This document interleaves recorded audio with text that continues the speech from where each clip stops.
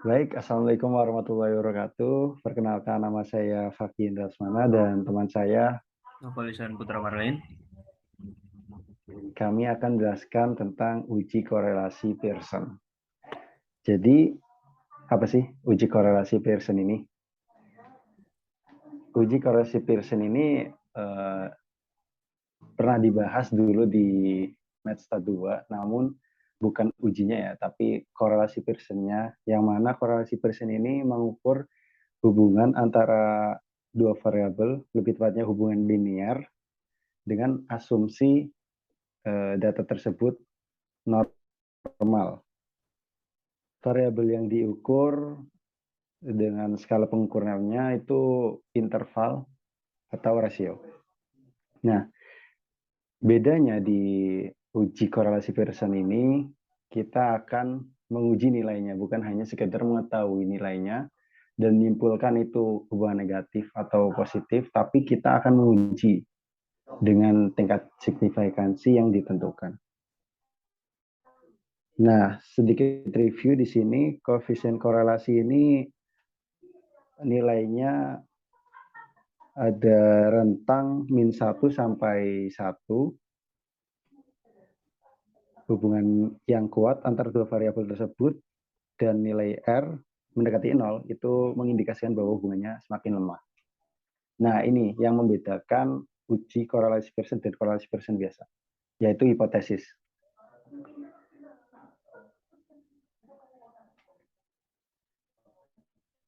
Di uji korelasi Pearson ini ada beberapa hipotesis. Ada hipotesis dua arah, yang hipotesis nolnya rho sama dengan 0, atau tidak ada hubungan antara X dan Y.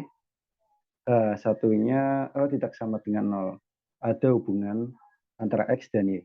Ada juga yang satu arah, nolnya adalah rho sama dengan 0 atau tidak ada hubungan. Nah, satunya rho lebih dari 0, ada hubungan positif, dan selanjutnya ada hubungan negatif ini ya. Bedanya di H1-nya. Nah, keterangannya rho adalah koefisien korelasi. Ya, lalu berikutnya ada statistik uji untuk korelasi Pearson. Yang pertama ada R sama dengan kovarian XY per akar dari varian X dikali varian Y.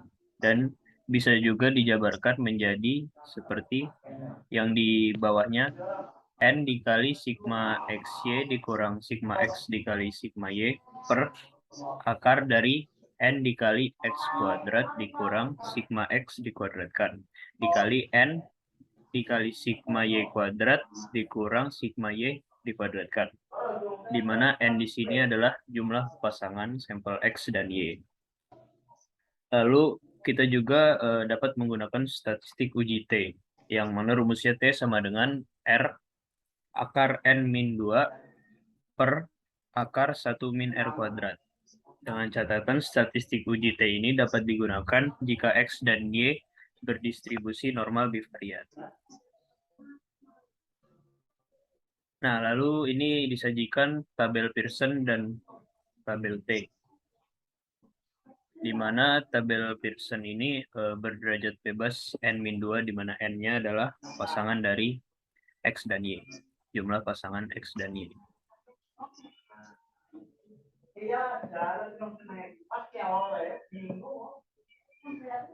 Setelah ada hipotesis dan menghitung statistik uji, tentunya akan diukur juga statistik ujinya dengan nilai tabel yang akan menghasilkan keputusan sebagai berikut.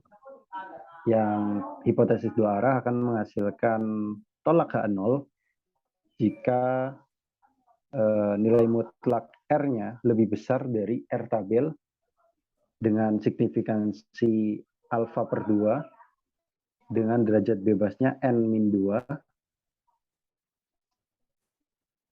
Ketika satu arah, tolak H0 jika R-nya lebih besar R tabel alfa N-2,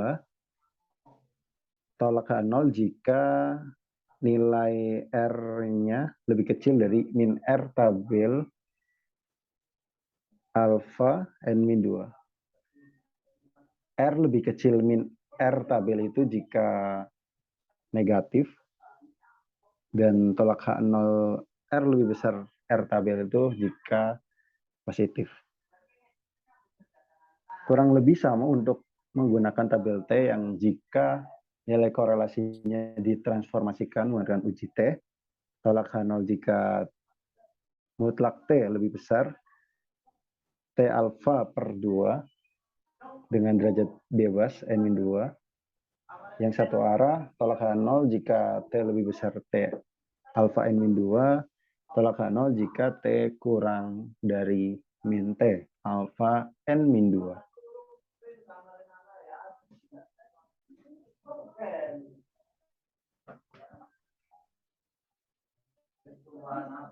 Agar lebih jelas dan bisa mengerti uji korelasi Pearson, marilah kita melakukan latihan soal pada contoh soal berikut.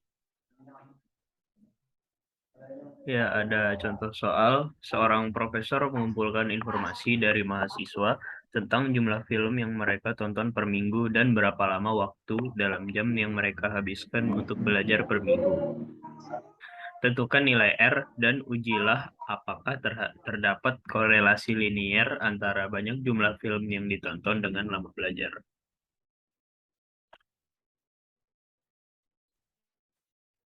Untuk menentukan nilai R dan menguji apakah terdapat korelasi linear atau hubungan linear antara banyak jumlah film yang ditonton dengan lama belajar dengan tingkat signifikansi 5%, kita akan menghitung dengan uji korelasi Pearson.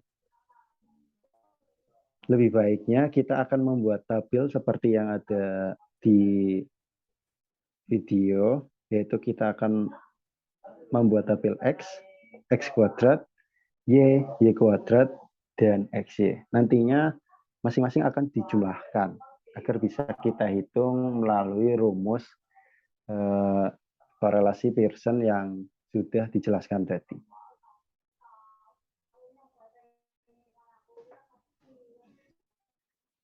Oke, sebelum menghitung nilai korelasi, kita menentukan hipotesisnya terlebih dahulu. Dari soal berikut, hipotesis yang digunakan adalah hipotesis dua arah. Dengan H0 tidak ada hubungan linear antara banyak film yang ditonton dan lama belajar, dan H1 atau H alternatifnya ada hubungan linear antara banyak film yang ditonton dan lama belajar.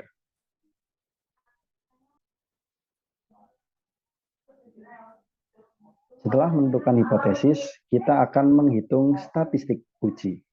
Jadi sudah dijelaskan bahwa untuk uji korelasi Pearson, statistik ujinya yaitu N sigma XY min sigma X dikali sigma Y dibagi akar N sigma X kuadrat min sigma X dikuadratkan dikali N sigma Y kuadrat min sigma Y dikuadratkan.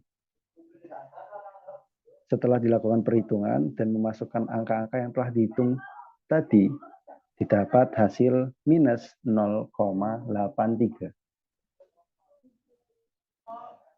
Ya, dari perhitungan yang sudah dilakukan, kita dapat R hitungnya min 0,83 dan R tabelnya 0,666. Karena R mutlak hitung lebih besar dari R tabel, maka keputusannya adalah tolak H0.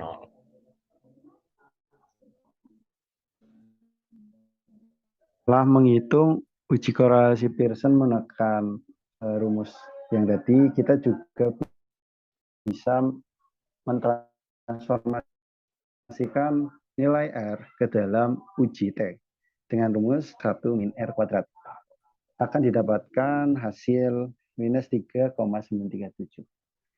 Yang mana ini akan diuji dengan titik kritis menggunakan uji T.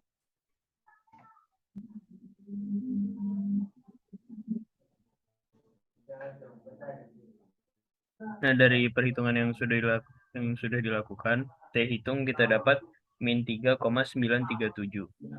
Dan T-tabelnya 2,365.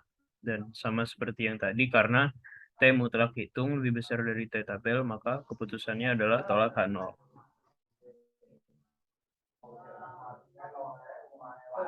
Kesimpulannya, dengan tingkat signifikansi 5% dapat ditunjukkan oleh sampel bahwa ada hubungan linear antara banyak film yang ditonton dengan lama belajar mahasiswa.